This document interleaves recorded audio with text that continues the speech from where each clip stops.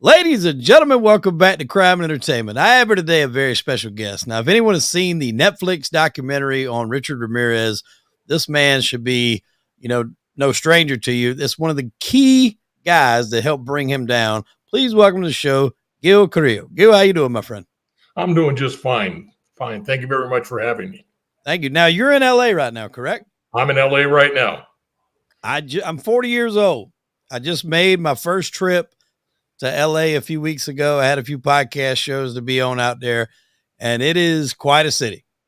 And that's minimally stated. Yeah, that's minimally stated. I mean, there's I was a little disappointed, at least in the area where I was at, like nightlife, because I was on, I guess that's like the Sunset Strip where Whiskey A Go Go and the Viper Room and all that stuff was. So I'm growing up like hearing all these stories about these places and just how crazy it was, and like they were shutting down at 12 o'clock. Yeah, that was the old Whiskey A Go Go, the old everything, and they're trying to keep crime down. That's up West Hollywood way. They're trying to keep it down. And trying to take things under control. Wow, I was just like, we left a little restaurant, went in Whiskey A Go Go. The band wrapped it up, and they were like, "All right, we're shutting the door. Thank you for everybody for coming out." I looked at my watch. I'm like, "What the hell?" So we walk down, and I see the Viper Room. I'm like, "Oh, I've heard a lot about this club. Let's go in here." She's like, "We're almost about to do last call. If you want to buy one drink," and then we closing it down. I'm like, "This is not what I pictured." But now, were you born and raised in LA? I was born and raised in LA. First down in South LA until I was 5. Then I moved to another suburb, Pico Rivera, small little incorporated town. Mm-hmm. That's where I was raised most of the time until my age. At the age of 17, a cop took me home and said, "Sign for him to get off the streets. He'll end up dead or in prison." So parents did. And it's the best thing that ever happened to me. The cop saved my life. I ended up going into the Army. 2 months after my 18th birthday, I landed in South Vietnam, and where I had a year full of combat. And it was right at the beginning of the Tet Offensive. It was nasty. It was ugly. But it matured me, gave me a new outlook on life, made me want to do other things. And when I finally got out of the Army, all I wanted to do really was I wanted to become a cop, because it was a cop that saved my life. And I wanted to be able to give back what he gave to me. Mm-hmm. So you still had that envisioned in your mind that he saved your life. So you wanted to try to maybe do the same for someone else. Exactly. I was close, and that's what I wanted to do. My second, I had a second goal, and that was to go to college, because at that time I thought just rich white people went to college. Nobody in my family ever gone. I didn't know nothing about college because I was no good in high school. And I realized that when I knew I was mature, because I sent for my high school transcripts. And it's a good thing that I was a combat veteran. It was kind of mandatory. They had to let me into community college because I was embarrassed when I looked at my transcripts, and I obviously thought D stood for damn good, and F was fabulous. I got a couple of Fs in there, and the only thing I ever got an A in was music. I was in the band. I was a saxophone player, and I loved it. It's the only thing I ever did good. Now, I mean, were you a troubled kid? Do you think you agree with that cop? Were you headed down the wrong path? I certainly was. I was hanging around with a bunch of guys on the corner, just like you see. In general, we weren't bad guys, but if there was a fight, everybody would go to the fight. Dope was just starting to come out. The cop that saved me says he swore he caught me. I was right in the middle. I was running away from stealing my first hubcaps. One of my buddies he lost a leg in a drive-by shooting. So there was trouble brewing. Right. And we did it without our parents. We just hang out on a block and get in trouble. And so I was headed nowhere quick. Okay. So what kind of action did you see in Vietnam? I mean, you said it was right in the heat of things. I mean, you just got dropped off, worst case scenario type deal? Yeah, it was. I didn't get dropped off. I was actually a crew chief. Just like when you become a cop, they give you a gun and you sign for it. It's yours. Right. When I got to my unit, they gave me a helicopter. I signed for it. It was mine. Oh, wow. And so I did. I was crewing. So we'd go in and we do troop insertions, extractions, medevacs, resupply, mail, everything. Drop off ammunition up in the top of the hills, where they had these small encampments, artillery companies up in the hills, and troops in where the fighting was going on. So I did that for about 6-7 months, and then I just changed uniform. I didn't change uniform. I just changed units. Same company, but then I went to flying crew chief on Avenger gunships, Where now you're not extracting, you're not doing anything. Your job is just to go out there and pour a bunch of lead. We had rockets, miniguns, and freewheeling M60s. And so Oh, did you adapt? I always find that interesting. Like someone, that kind of gets dropped off when shit's really hitting the fan, I guess, so to speak. Did you adapt, pretty quickly to that? I mean, I guess in a sense you don't have a choice. Yeah, you don't have a choice. You adapt. Everybody takes care. You become brothers. You really do. You become brothers with your combat. There is no color, Right? No black, white, or you're all brothers in combat. Yeah. You fight and you want to survive. And it's just like, I was asked on George Lopez on the show one time. He talked to me about smoking weed, and I said, George, I don't smoke. And he says, no, man. But hey, it's legal now. I said, well, it's not that it was illegal. I said, you could buy a pack of Cools. If you could get into town, you could buy a package of Cools that was all weed. They were rolled up, and they were cheap. And it was so easy to buy. Just go in there and buy them. Nobody cared about everything you were doing. Well, that was fine for everybody else. I didn't care about everybody else, but nobody in my helicopter, because I want to fly up, I want to land. Yeah. You're not going to get on my bird if you're loaded. And so I didn't. And then when I got back, weed was a felony. When I first started, when I was first working as a cop, weed was a felony. Mm-hmm. And you get busted with one joint, that's a felony. And so things change, and I'm not a prude. I don't care who smokes weed. It doesn't bother me. I don't care if my kids ever told me that now they don't, but if they did, it wouldn't bother me that they were smoking it. Mm-hmm. They drink, I drink. I'm sure that I've been drunk enough to stand up to anybody smoking weed. I don't care. I just never done it. Right. Just wasn't your thing. Yeah. Now, did you, and I will we'll go on past this, but I'm just curious, in, that type of combat, did you ever have anybody that froze up, that just kind of couldn't take it? I mean, did you run across that? Yes, I did. And he learned his lesson, and we got into it with fists. In essence, you'd say I beat the shit out of him. Yeah. My job was to go in there and pick up 4 soldiers that were down on the ground, and there was heavy shooting going on all around us. And so there was a transmission in those D&H helicopters. The crew chief and the gunner sat facing the outside. Right. And we couldn't see each other because the transmission was in between us. So he'd lean forward, look around, but I couldn't see if he had a passenger next to him, and he couldn't see if I had a passenger next to me. Our mission was pick up 4 guys. We had 3. And the pilot's yelling. The aircraft commander says, do we have 4? And my gunner's yelling. And they all entered on his side. He said, we got 4. And I looked. I said, we've got 3. And he said, no, we've got 4. And the aircraft commander just said, God damn it, we have 3 or 4. And he says, we've got 4. And they came on his side and said, all right, I'm not going to say anything. He said, we got 4. We got up. And when we went to go drop these guys off, we only had 3. And so that meant another helicopter had to go in there and pick another guy up. And this guy that was calling the 4, he just panicked. Yeah, he was ready to get out of there. And so I made him well aware of the fact that we didn't have time to panic. And so he left the unit that night. And there was no more. I think your message was received. It certainly was. And it was good for everybody that it was. And right. I remember a dear friend of mine, and we did a reunion. I cried when I saw him. When I went to gunships, where all we're doing is shooting up, and we had free 60s, so I'm controlling them. But when you just like if you stick your hand out the window on a car, well, the wind's blowing back against you. Well, when I'm hanging out doing that helicopter, that shooting into the M60, the wind's blowing the chain links, the links that hold the rounds together. Right. It's ejected them out the right side. Well, that wind is blowing them right back. Yeah. And got jammed. And so you go in and you say, okay, go hot. And that means start shooting. Well, the link got caught in there now, and you'd make a daisy chain.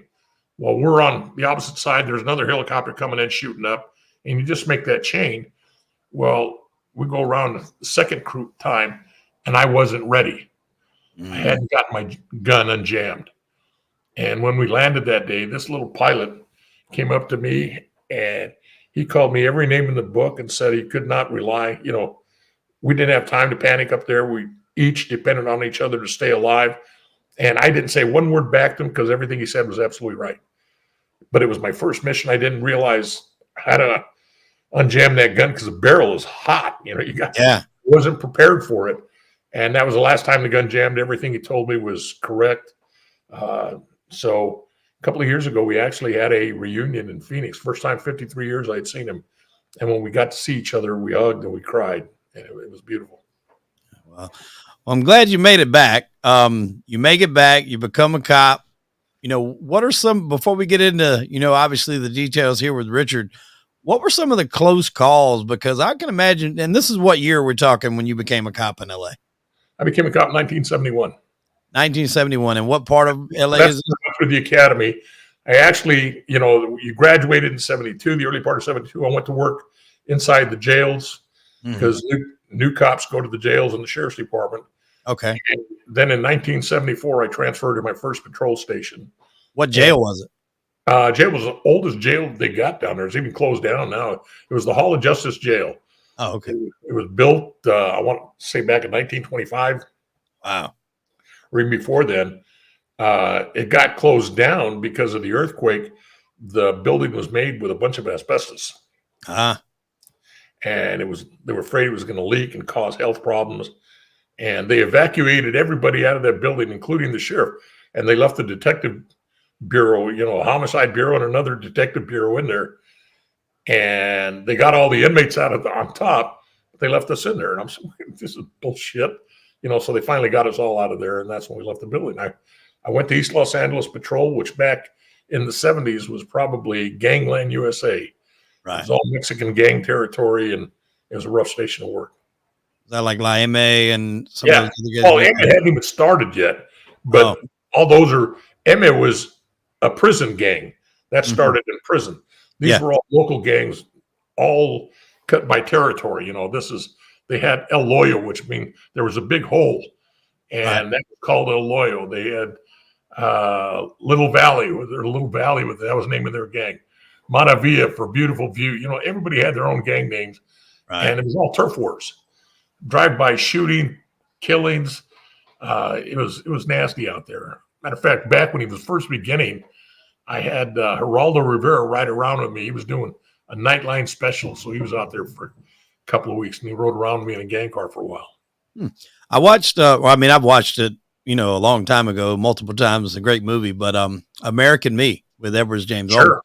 Yes. And they had a podcast where they were interviewing a lot of people that, had starred in the movie.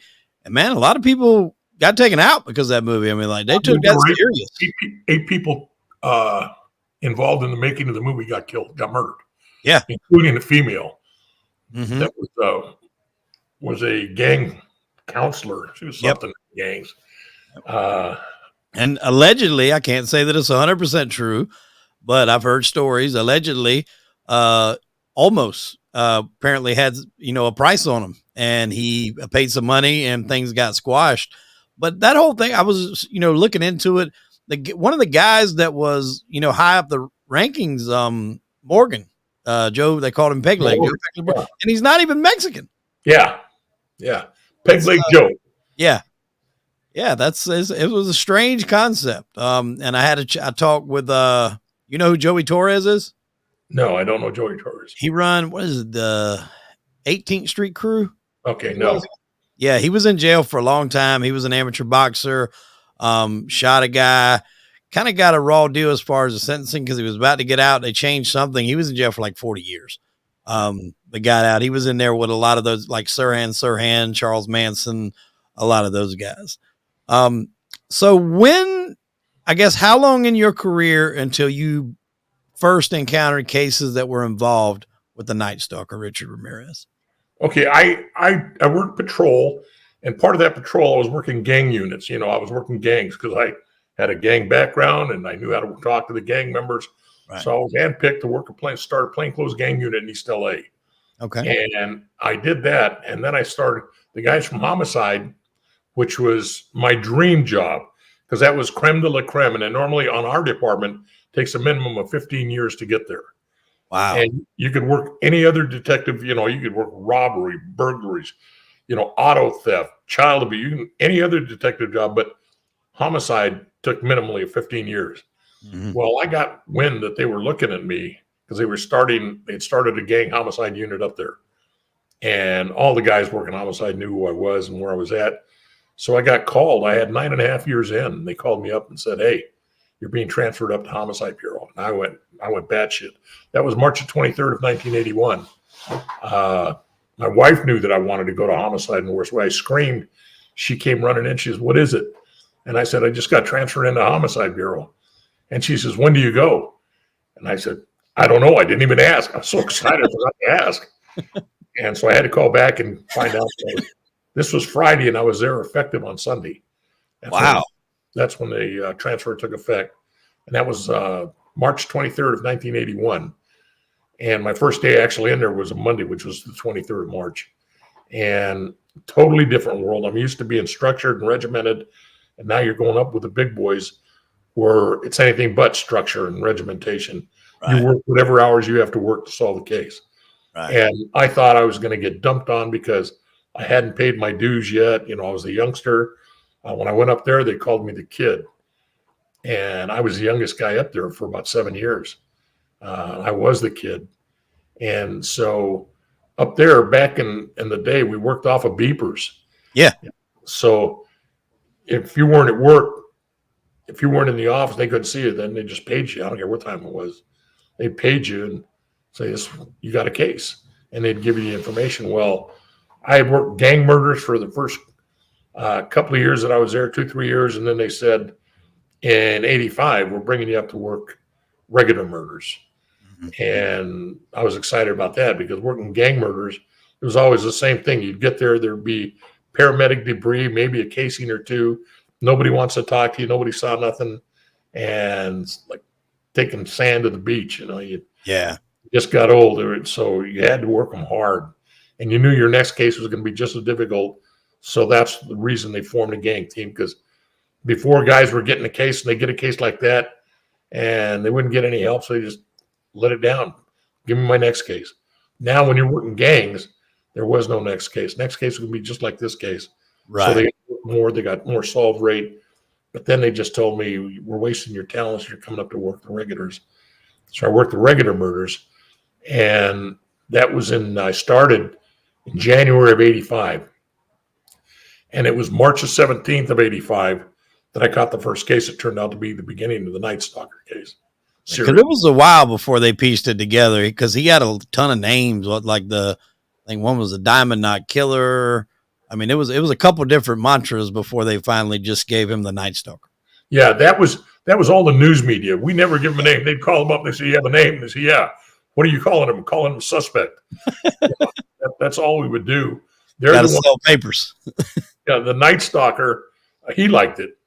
So he kept the Night Stalker name. And in the beginning, for the first few months, because of my education and background, I was trying to tell these guys it's one man doing it, and nobody believed in it. And I could understand it. It's really totally understandable why they didn't. Why did you think that? I had taken a couple of classes, a couple of semesters at Cal State LA on advanced criminal investigation pertaining to sex crimes. Mm-hmm. And there were things that I learned in that class, that I could see it he was doing, but unless you took the class, you'd never see it. You'd never understand it. Like when somebody points a gun at your face, are they really getting ready to kill you? No. Mm-hmm. The guy puts a gun in some lady's face, he's not going to kill her. What he's really looking for, he wants to see the fear in her. Right. And the fear is foreplay to sex. Mm. So it's a sexual thing. And what he was doing was sexual. And if you acquiesced, you lived, and if you didn't, you died. And he was killing the males that would get they were the blocking of him getting to his lust for women. So eliminate the problem, and then you got the women. And what the public didn't know, and we kept out of the public's eyes, he kidnapped 5 or 6 kids and sexually assaulted them and let them go. In the Netflix documentary, one of the kids that was there is in the documentary. She's now in her 40s. Right. Yeah, I remember seeing that part of it. I think Didn't she kind of confided in you as far as like coming on there and talking about it, right? She, I told the people from the documentary that I wouldn't help them find anybody. Right. Surviving victims and family members and witnesses had been through enough. What they Right. found on their own was their business, but I wouldn't help them. And then I got called. They said, we found this one lady. She would like talk to you first. And it was Anastasia Aronis. And so I called her up, talked to her, cried. I never wanted to follow up on any of the kitty cases because I love children. Yeah. And I didn't want to find out that they had psychological problems. And so I talked to her, and she didn't. She's just as beautiful, just as sharp as she was as a kid. She was a parent of 3. She was a physical therapist, as was her husband. They had a place, they were residing down in San Diego. So it was beautiful. And I told her, don't do it because of me. You listen to them. If you want to do this, do it. Answered some questions for her. Then the next thing I know, they're calling me back. They said she's agreed to do it, but she wants you on the set. So I went and I saw her for the first time since she was a kid. And again, embraced her and cried.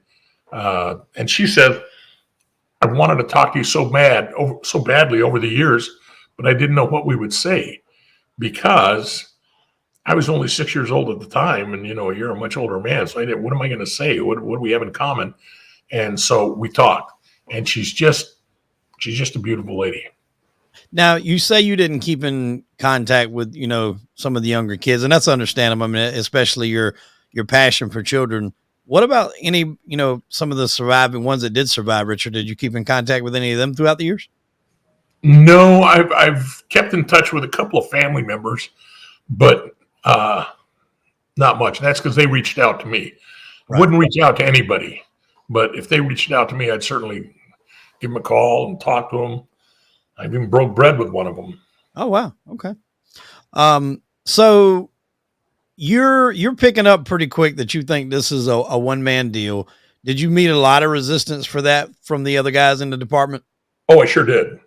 Not only the department, there were right in the middle of this thing, there was a psychologist, supposed to be a world-renowned psychologist from New York and one from UCLA out here, that said this one-man theory was full of hot air. No one man would be doing the things that we were alleging. And I didn't get mad at anybody because this criminal profiling that the FBI is known for, they based everything on criminal history. And nobody in criminal history has ever been known to do what I was alleging. Wow. So now when the first case, obviously it probably took you guys, I'm sure, a few cases to realize these are connected. It took, when I first started looking, I connected it early. March 17th, that's when we had Dale Okazaki and Maria Hernandez. Maria Hernandez survived, and I sent a staff artist out there so she could tell him what the guy looked like. So he drew a drawing. He gave it to me, and he said, this is what she said he looked like. Physical description coupled with a drawing. And one of the other detectives from their crime lab said, Gil, hold that thought. He went out to his car, and he said, in January, I had a 12-year-old girl. There was an attempted kidnapping. And here's the drawing on her. And his was not a freehand drawing. His what we used to use in the old days, it was called an identikit. These acetate lines, they put them over, put it on a Xerox machine, and then now you got a picture of what the guy looked like.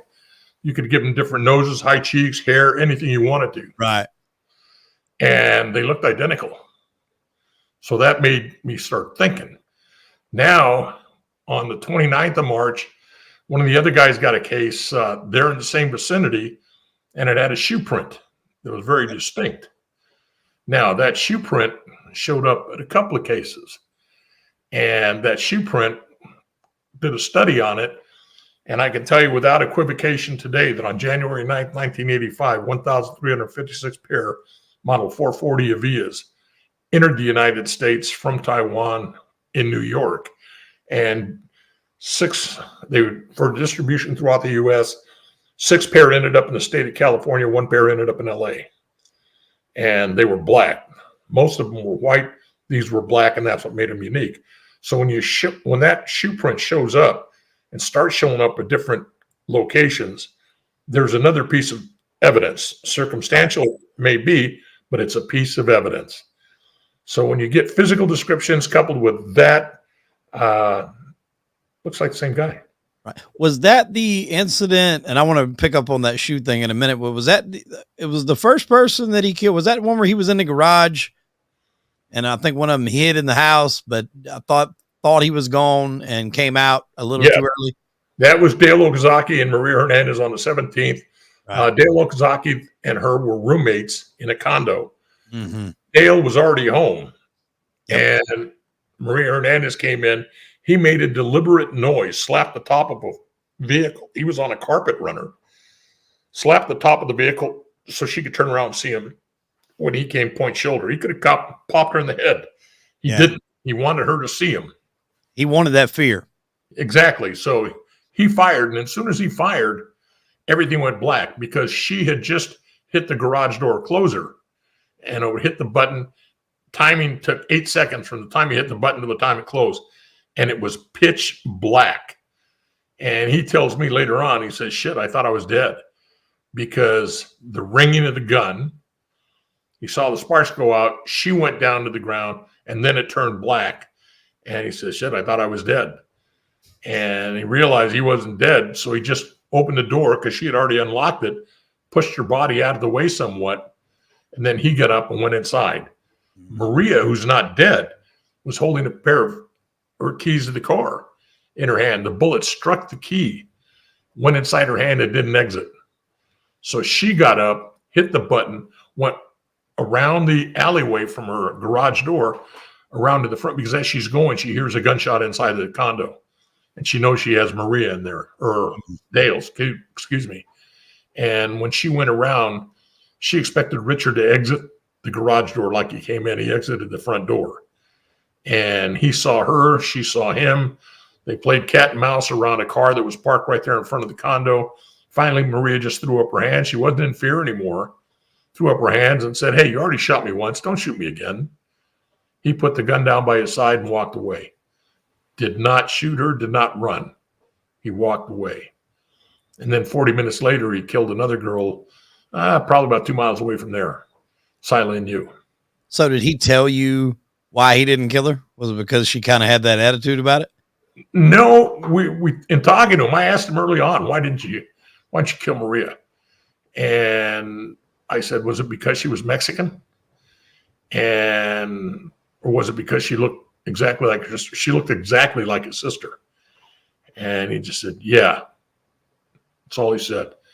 Yeah, because that's, I mean, like, I'm putting myself in I'm not saying I would do this. I'm putting myself in a criminal mind. You know, you would think you don't want to leave any witnesses. But it was very odd, the choosing of how he would let some people live and then the others he would take out. It was quite. If you asked, you lived. If you didn't, you died. Wow. Now, the shoe print that you guys found, how long and I'm curious of like how long it took for stuff to get back to you back in those days. Cause now I feel like that's information that you could probably get, you know, within a few hours, maybe a day or so max. How long did it take you guys to find it, to manufacture? How many were shipped? The one got shipped to LA, the color. How long did that take? Once we got onto it, I got a guy from our crime lab that had been lifting, making caster pass, plaster castings of the shoe print itself. And his job was working that shoe print. Went up to him one day, and he was relatively new in the crime lab. And I was known then, you know, I was always joking around. I was always lying. I was a BSer, just having fun. And I went up to him and said, Jerry, we're sending you up to Oregon today. And he said, what do you mean? I said, yeah, we found out this shoe. We found out who manufactured it and who has the patent on it. And so you're going up there. So we sent him up there. He said, when do I go? I said, you're going this afternoon. I reached in my pocket and gave him a wad of money. I said, go. And he came back with all the distribution papers, everything, including a pair of Avia shoes for me. You know, so we got some Avia shoes out of it. And met Mr. Stubblefield. And now I don't want to speak ill of anyone because I think she has passed on, but Diane Feinstein, why I can't, like, that is what you guys have the smoking gun right there, because if you can catch him, even not in the act, but just in general, and he's got these shoes on, like, that is rock solid information. What in the hell was this lady thinking to release that to the public? I mean, what was that? I'm just glad she never heard from my lips every name that I called her. Oh, yeah. She did it. And my displeasure. And we were just coming back from San Francisco because we had gone up there because of the case they had. We just flew in. We're walking into the office, and our news media section said, "Hey, guys, come in here. I think you ought to see this." And we walk in there to see the press conference that she's holding and what she's putting out. And we went upstairs. I was thoroughly disgusted. And I just told my partner, I said, "Screw this place. Let's get out of here. May as well go fishing. Let's go have a drink." And we walked out. And I went down to our office was in Chinatown, right in downtown LA. So we went to local distributor of spirits, sat down and found my captain in there. And I didn't know that he used to drink down there. My partner knew, but I didn't. And so we went down there, got a drink, and we told him how pissed off we were. And he had to get to our boss, the sheriff of Los Angeles County, to let politicians know to stay out of our case. This is, we may as well go fishing, boss. This is ridiculous. So we talked him into going and contacting the sheriff. And about a half hour later, he called us back. He said, "Okay, stop drinking, get some food in you, and be back in the office at 8:00 tonight." The sheriff, they flew him in because he had been out in Lancaster at a parade, a festival or something out there. So they flew him in. They got him in here to us, and he held a press conference where he condemned politicians for getting involved in her case. And because one particular and he never mentioned her by name. He said, but recently a politician gave out information that was crucial to the investigation, and now it's been blown. So stay out. And he told her handlers, if she opened her trap again, he would embarrass her. And so that was the end of that. What was she? What was her position? She was the mayor of San Francisco at the time. And we gave a flyer for police only to the San Francisco cops. Somehow they gave it to their boss, and their boss gave it to her.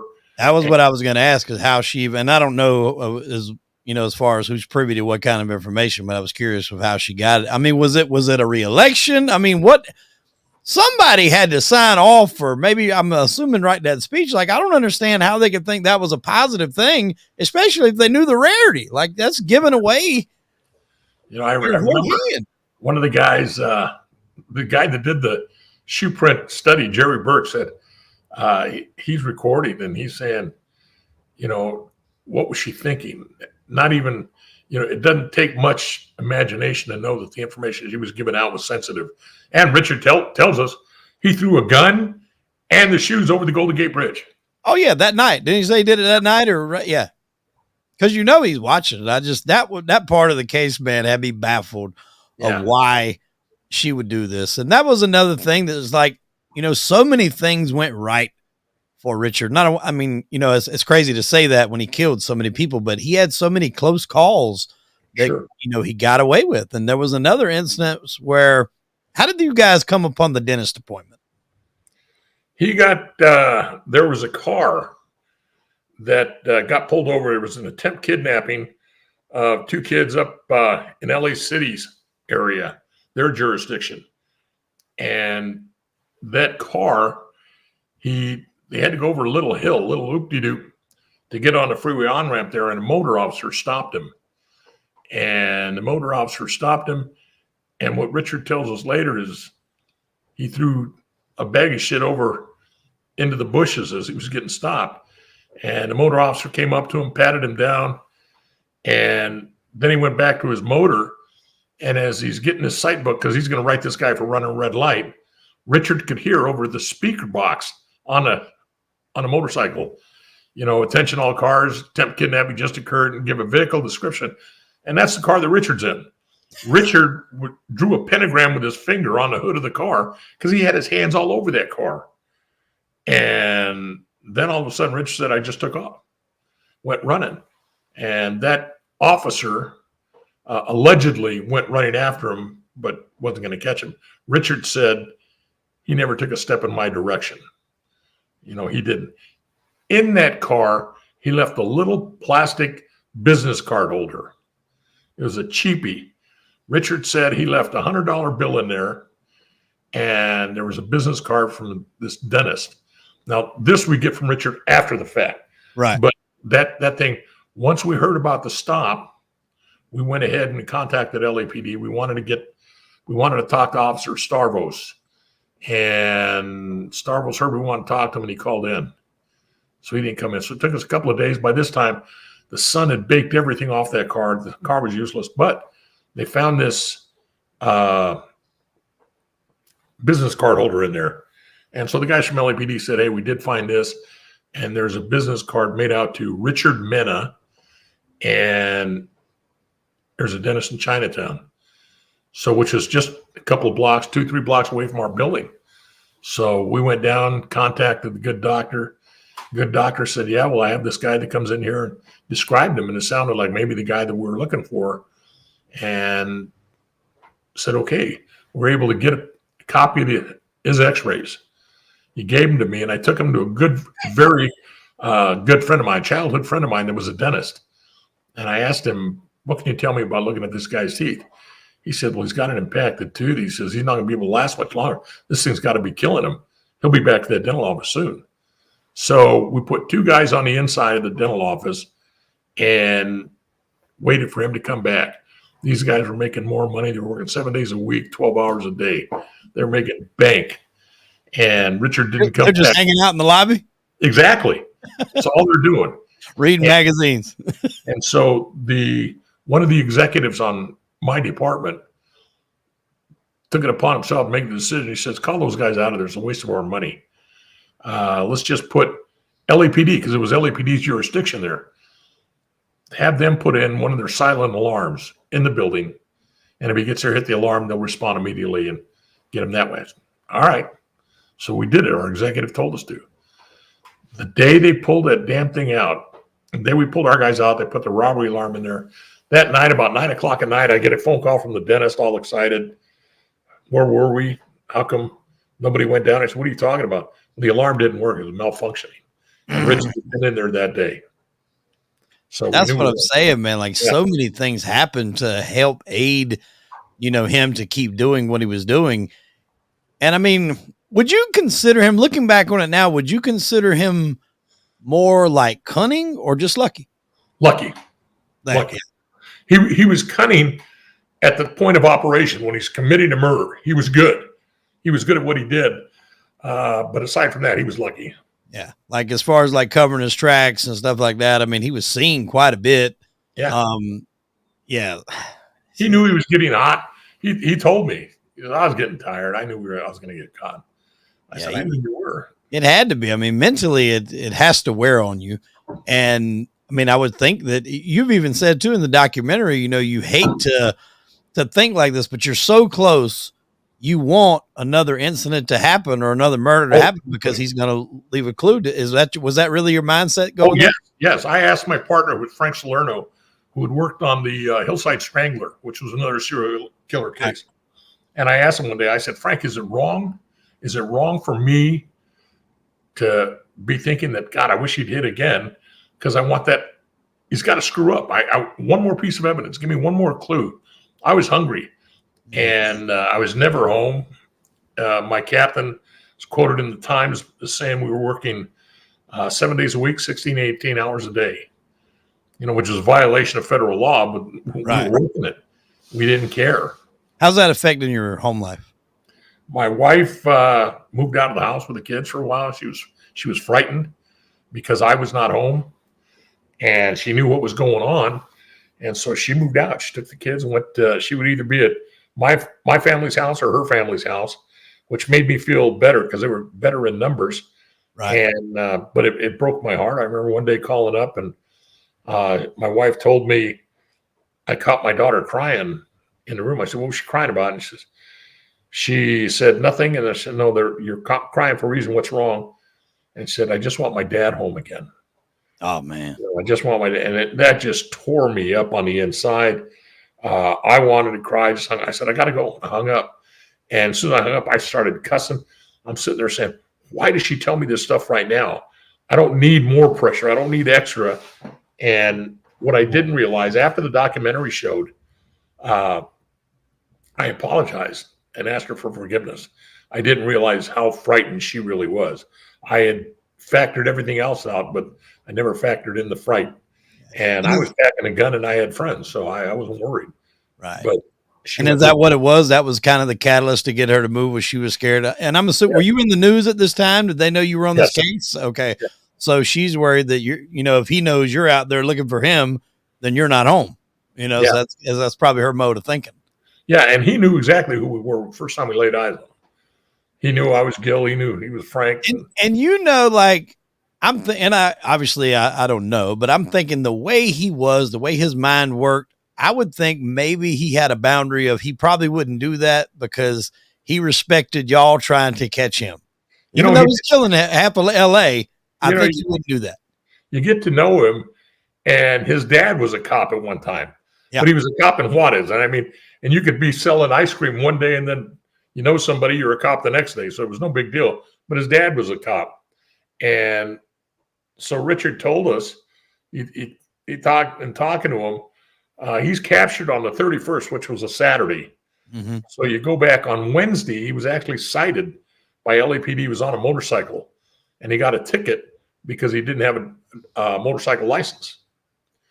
So as one cop is writing the tickets, got his nose in the book writing it, the other cop was standing on a sidewalk talking to people going by, just being friendly. And Richard told me, he says, you ought to tell him to be more careful. He says, that cop on the outside missed a gun. I had a gun in my crotch and he missed it. It'd have been very easy for me to shoot him. And I'm sitting there, well, there's a guy that wants to pass on a bit of information. Help him out. Mm-hmm. Wow. Yeah, it's crazy how the minds of, psychopaths like that work.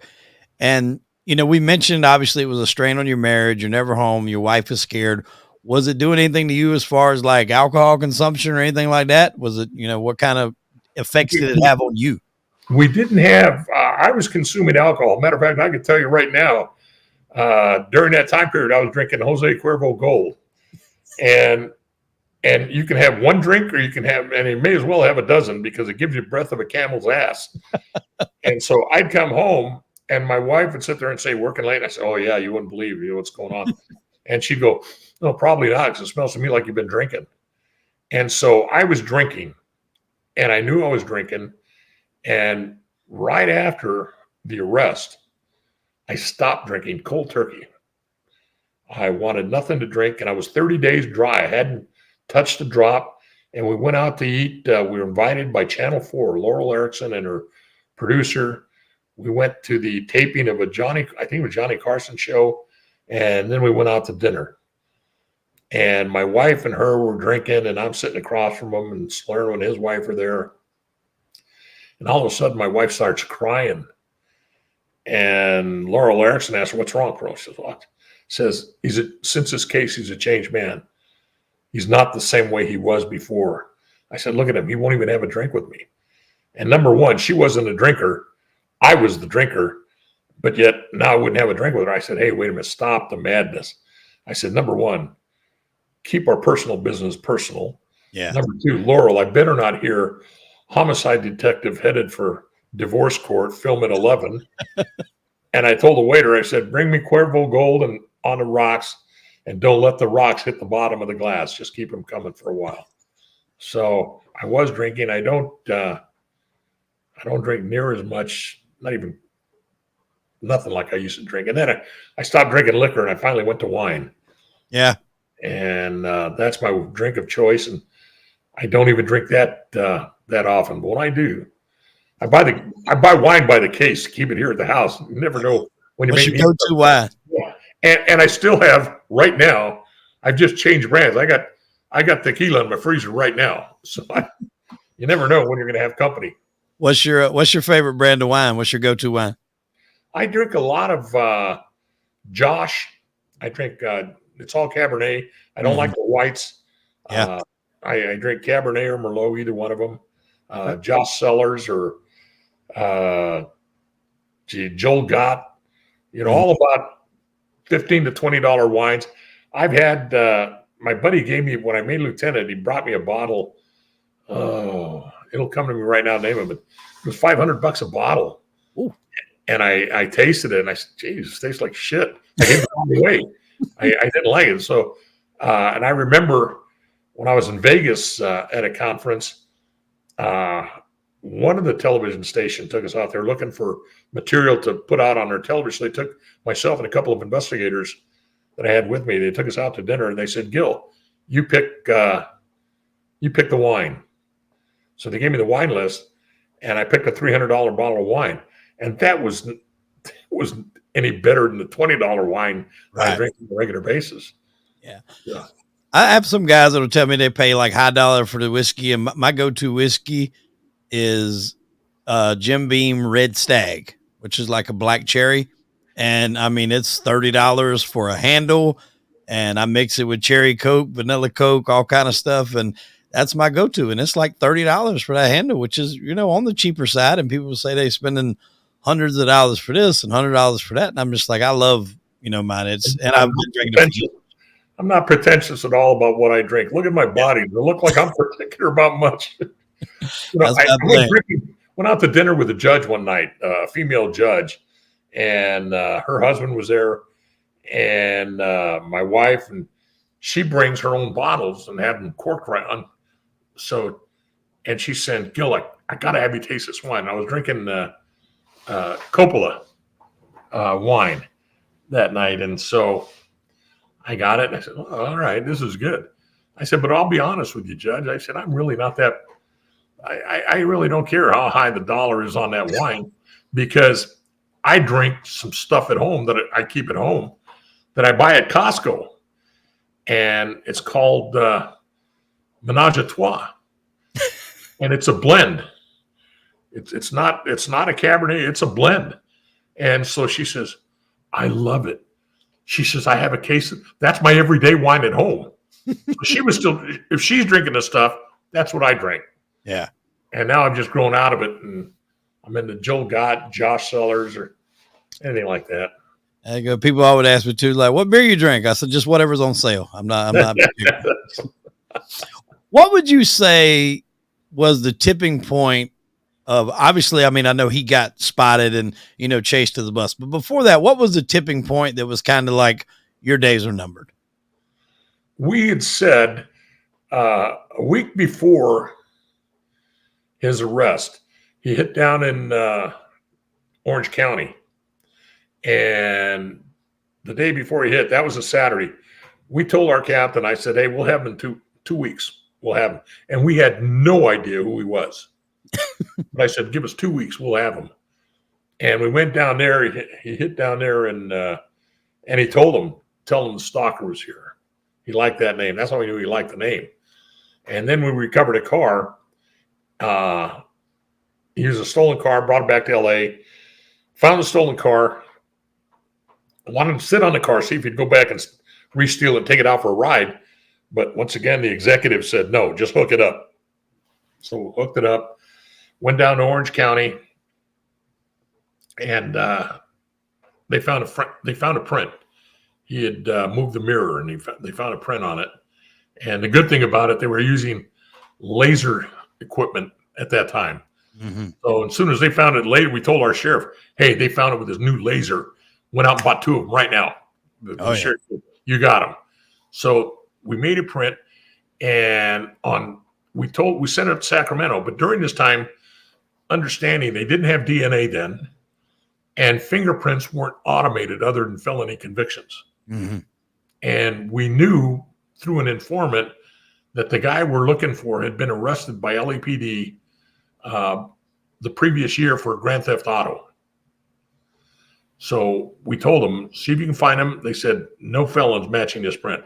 They said, okay, we now have, our informant tells us his name is Richard or Ricardo, and they called him El Despeinado, nickname moniker, the Uncombed One. And at the same time, up in San Francisco, Carl Klotz and Frank Falzone up there got a guy by the name of Armando, and I want to say his last name was Rodriguez. I'm not even sure. Mm-hmm. But he was a friend of Richard's. That's who Richard used to go visit up in San Francisco.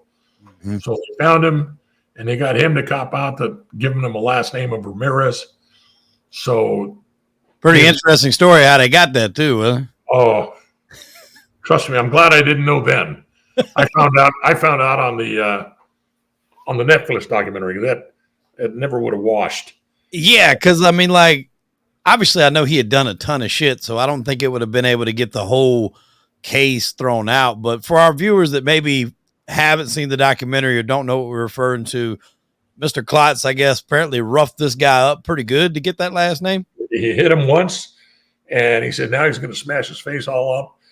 And what the viewers don't understand, every cop knows that's been in the business a while, there's something that's called fruits of the poison tree doctrine. Mm-hmm. So anything found after that would have been eliminated as evidence. And fortunately, it was never brought up. Nothing ever came up. And the first time I heard about it really was when I watched the documentary. And I'm sitting there, what is he doing? Why is, it didn't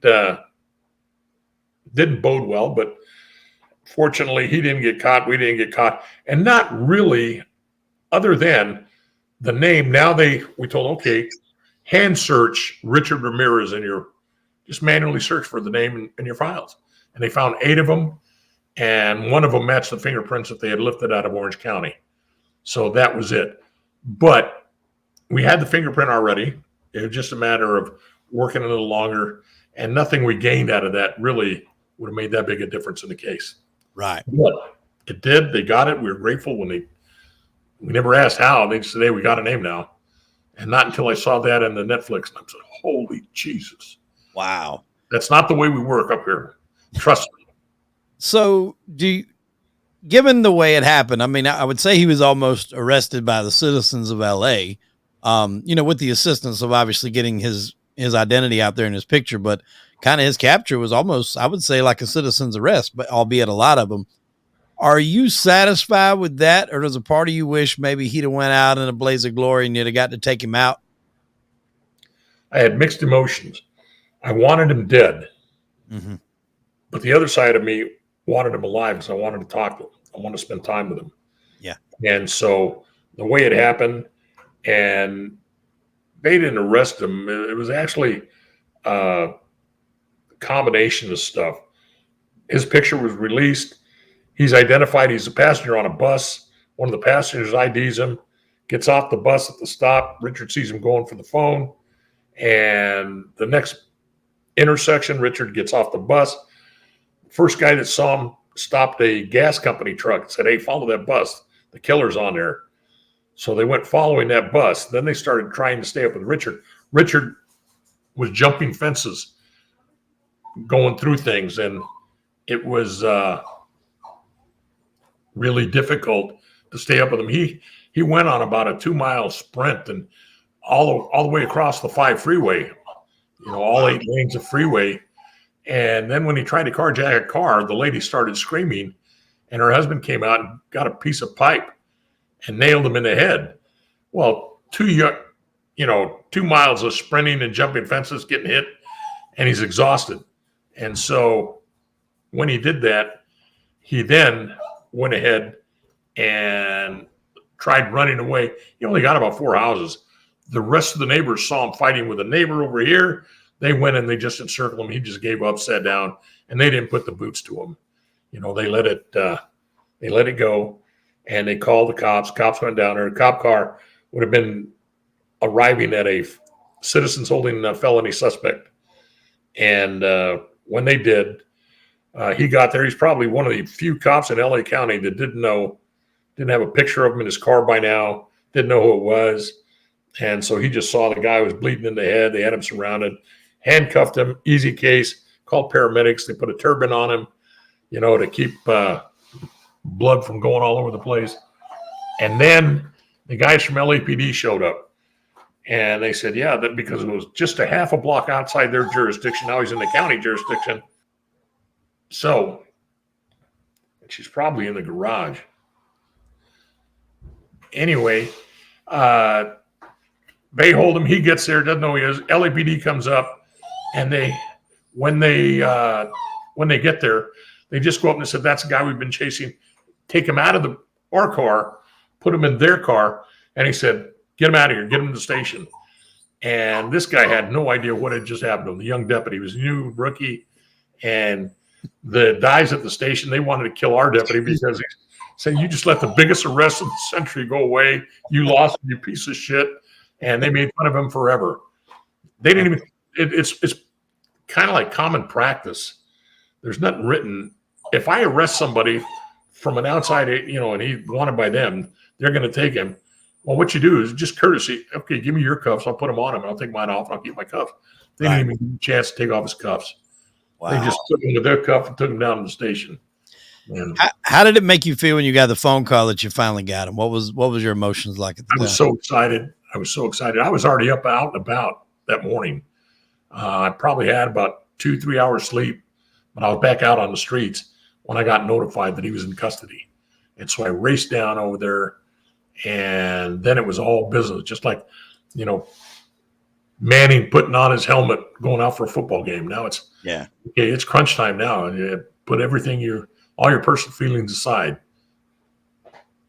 One of the things that's really odd is Richard, pictures of him, like he is a scary dude. I can see to where he would inflict some fear into people. Like, I've like to fancy myself as somebody that, put in a situation could hold his own, but just actually laying eyes on somebody like that would freak me out a little, looking at somebody like Richard.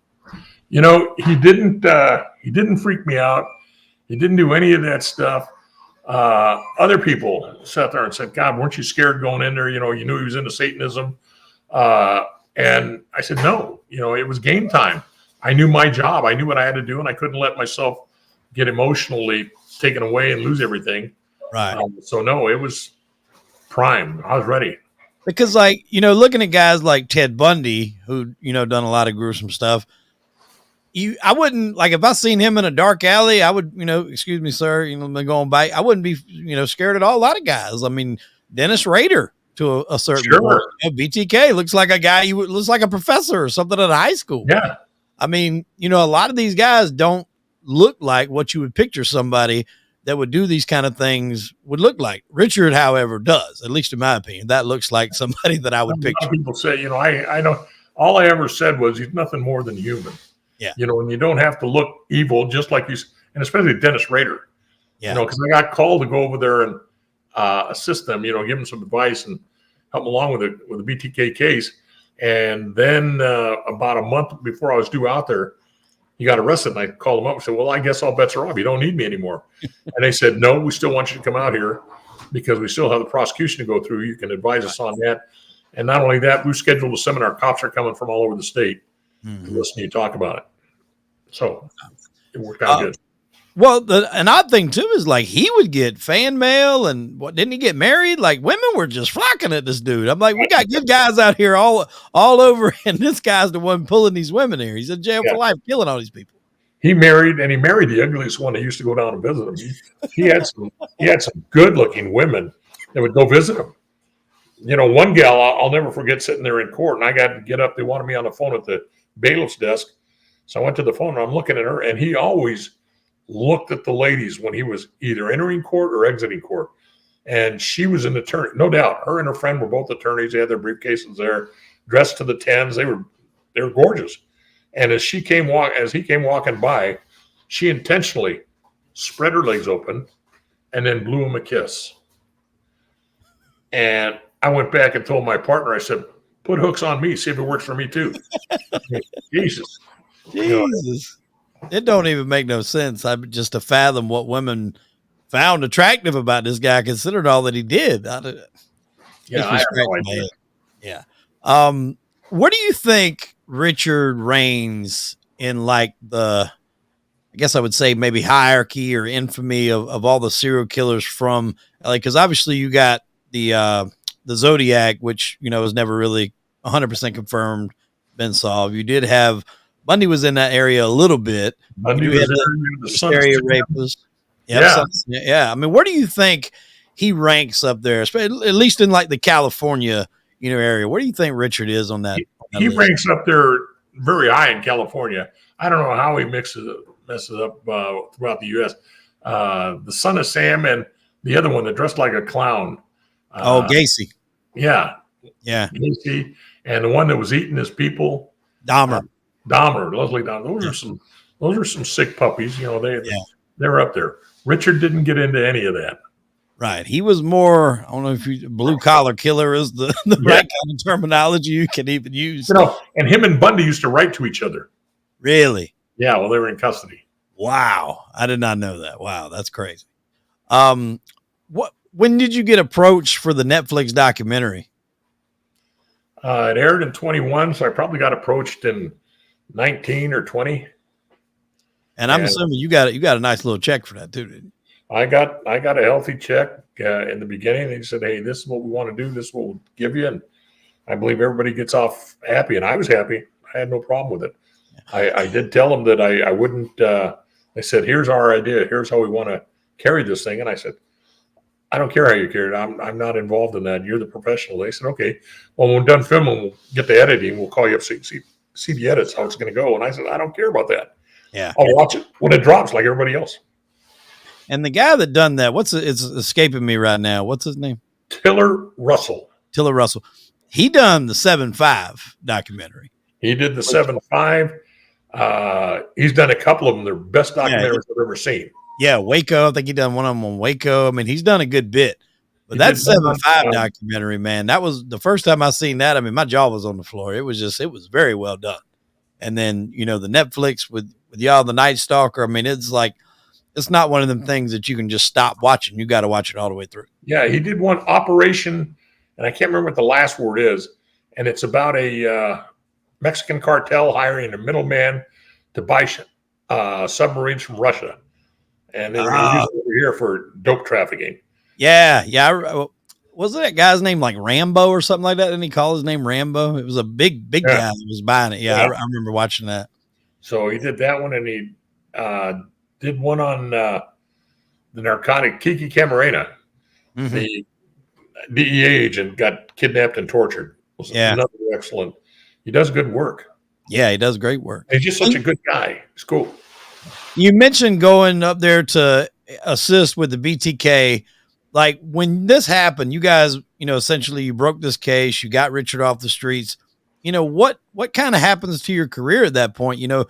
Your life is consumed with catching this guy. You finally do catch him. I mean, you think like there's this huge light, a rainbow or pot of gold or something at the end of the tunnel. Is it just back to work the next day, on to the next thing? Back to work the next day. I finished the Night Stalker case. My next case after that was a transit murder. Wow. And I mean, and I only asked this question because my wife and I actually watched, and I've seen it a lot of times before, but she was just kind of shocked. I think it was the first time she's seen it. He spends this whole time, we watched Donnie Brasco. He spends this whole time undercover in the mob. And then at the end, they shake his hand and they gave him a check for $500. And she's like, "Is that all he got?" And I'm like, I don't know. I've ever spoken to him, but I'm like, at the end, that's a lot. It's years invested and you got $500. Now his is a little bit different than yours. Like now he's got to go into hiding, cause there's probably a price on his head, probably still is, you're a little different. You're a cop. It was in the news. You were a cop, but does it do anything to you after that to be part of, such a major case? And does it have perks as to people wanting you to come and help with other cases? Do you appreciate that? Or is it kind of I gotta go here? Makes you feel good because people do ask for advice. When they called me for the BTK, it was just for an advisory capacity. Since the Netflix thing dropped, I've spoken all over this U.S. Right. Major colleges, universities. And just 2 weeks ago, I got an invitation to go to Prague, Czechoslovakia. Wow. And I've spoken in you name it, and it's been good. And there's been other documentaries, and we just finished making a film, so it's been good. Can you tell us about the film that you got coming? Yeah, this thing is going to be it's going to be entitled Hubbard Street, which is the street that Richard actually is captured on, and it's very, very loosely based. surrounding the Night Stalker case. It's really about gang members and lowriders in East Los Angeles. Okay. And that's where he's captured at. So that's where it culminates. And what started out to be a cameo appearance ended up getting the speaking part of the movie. Oh, wow. That's interesting. Well, look, when you got an expected drop date on that? It was supposed to, they figured they'll finish editing around May or June. And then because September is Hispanic Heritage Month, they're going to try and sell it to AMC. If not, it'll go to film festivals because it's that's the kind of movie it is. Right. You know, looking back on everything, this kind of, I guess, would be a two-parter question. Is there something that you beat yourself up about had you acted on one particular thing or one particular hunch that may have closed this sooner? Or are you satisfied with how things played out? I'm satisfied. It's too bad my colleagues couldn't see what I did in the beginning, but I'm very satisfied for my part. Mm-hmm. You know, do you have anything that haunts you from your time, tracking him down? No. Now that my wife just entered the house, I can tell you my wife haunts me, but aside from that, nothing. Now, I'm assuming that, you said she moved out after the Night Stalker was caught. I'm assuming, come on back in. Did you have to rope her back in? He was arrested on the 31st. My cousin was getting married that day, and my daughters had something to do with the wedding. And it was at the Pasadena Hilton. Okay. So I just told her, take the kids. I'll catch up with you there later on. And when I told her, I said, it's over with. He's caught. And I affectionately call her Sister Mary Clarence. She's very religious. She's a nice lady. And she says, what do you mean he's caught? Why isn't he dead? So it caused much grief. And I walked in that night caught up with her, walked into the hotel, and I could hear people as I was walking by saying, that's him, that's the guy, that's him. And I found my mother and my sisters, and we all embraced, and everybody was crying. And I said, where's my wife? They said, she went up to the room. She'll be right back down. They went and they called her. She came down, and we embraced, and I said, I need a drink. Went to the bar, and I went to pay for a drink. Somebody that I don't know just said, hey, drink's on me. Thank you for what you did. I said, well, thank you. The bartender said, hey, anytime you come up to this bar, if you don't have a sponsor, the bar sponsors you. And he says, your money's no good here tonight. I said, thank you. I went up to my cousin, congratulated him. Then I told my wife, you know what, I'm tired. And this is not my night, it's my cousin's night. So I just want to go up to the room. And one of my daughters said, can I go with you? I'm tired too. So we went upstairs and spent the night there. And next day I was back to work. Wow. How many conversations did you have with Richard after he was captured? After he was captured, we probably had 3 conversations with him, at least 3, if not 4. And then after his conviction, we spent 3 days with him. 3 days? Yeah. Not full days. We'd go down and visit, spend a couple of, matter of fact, there was a not a Netflix, but there was a made for TV movie. Right. And he couldn't watch it because he was in trouble. He'd violated something in the jail. And so at Homicide, we get pretty much anything we wanted. So we got a copy of it. We went down there, pulled him out, put him in a room, and we watched it with him. Do you think he had a sense of pride at watching it? He said he liked the guy that played the actor's last name was Cruz. I don't remember his first name. He was an unknown actor, but he played Richard. And it was funny because he spent some time with me before the movie. He came to my house and we talked about what Richard was really like. And he said that he knew that I'd be on the set when they were making it. He said, you just want to warn me in advance. He was a method actor. And so if he's into character, he wouldn't be smiling at me. He wouldn't say hello. He wouldn't do anything. He's just into character. I said, it's okay. I fully understand because I'm a method cop. If I see you, don't be surprised if I slam your ass up against the wall and rehook you.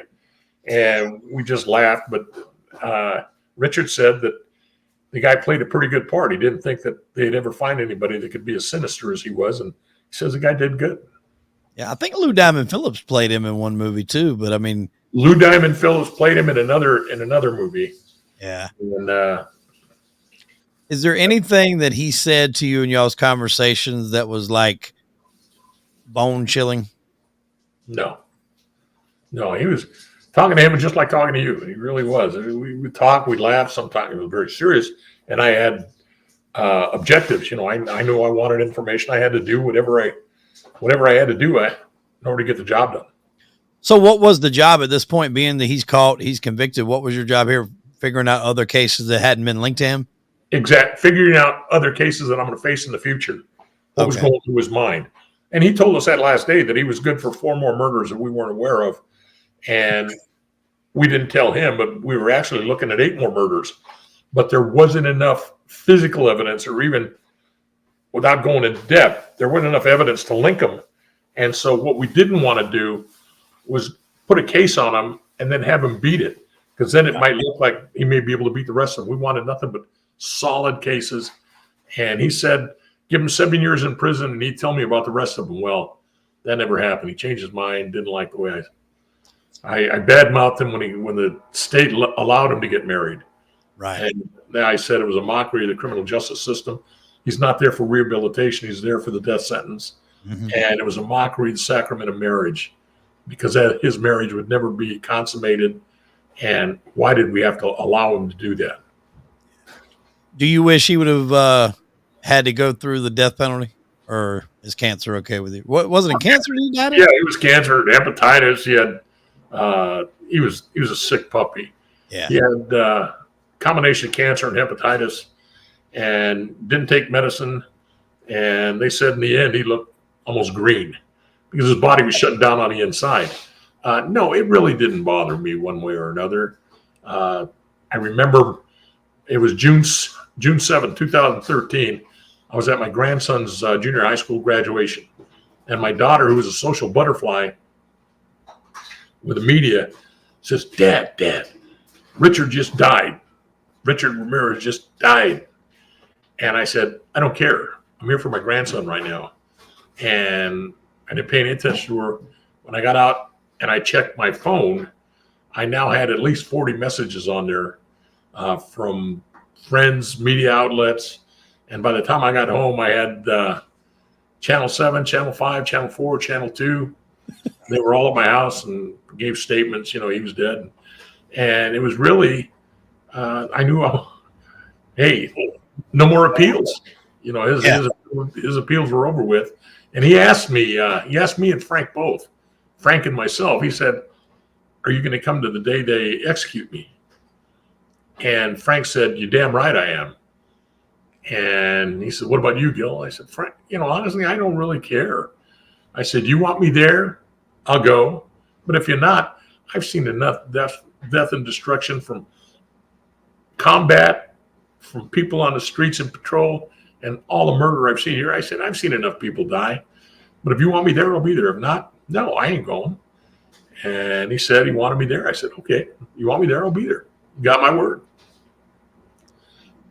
Do you think, and obviously I don't mean this in the literal term, but was there like a understanding of some sort of bond? I wouldn't go so far as to call it friendship, but I think after everything was done and he was in there and he was confessing some of these things, was there at least some sort of bond, even if it's a cop and criminal bond, that you two had?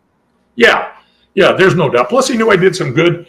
He got word to me. He let me know that his mother and sister were taking a lot of heat. Mm-hmm. Back in El Paso. Right. So I had friends in the police department back there. So I said, hey, do me a favor, do some drive-by, let them see you, take the heat off them. They didn't do anything wrong. Yeah. And so he knew that I had done something good for him. And when I met his mom and sister, when they came out here, I introduced myself and I said, I know you have a lot of questions. I also know that that's your son and you love him, and your brother and you love him very much. I said, I will never ask you a question about Richard. Never. If you want to know something about what I did or what's going on, feel free to ask me. But I suggest you tell his attorney first. But I won't ask anything because I know you love him. Yeah. Well, Gil, first off, I want to say thank you for your service. Second of all, I want to say thank you for this interview. It's been fantastic. You have a heck of a career, man. And, I know you dabbled a little bit with George Lopez doing the podcast thing. You do have the movie coming out. You're looking good, man. You're staying busy. I don't know what you got next coming down the pipe, but we wish you the best of luck in any future endeavors, man. And thank you so much for coming on. Thank you for having me. It was an honor and a pleasure, Wick. Thank you. It took 40 years to get out there. I don't know when the next time I'll be back, but if I do, I'll hit you up. Maybe we can have a shot at that Jose you were talking about. There you go. Hit me up. I'm here. All right. Well, ladies and gentlemen, I am Hollywood Wade. That was Gil Carrillo. And unfortunately, we are out of time. Tune in next week for an all new episode of Crime and Entertainment. Gil, we appreciate you, my friend. You bet. Peace out. Thank you. Good night. Thank you.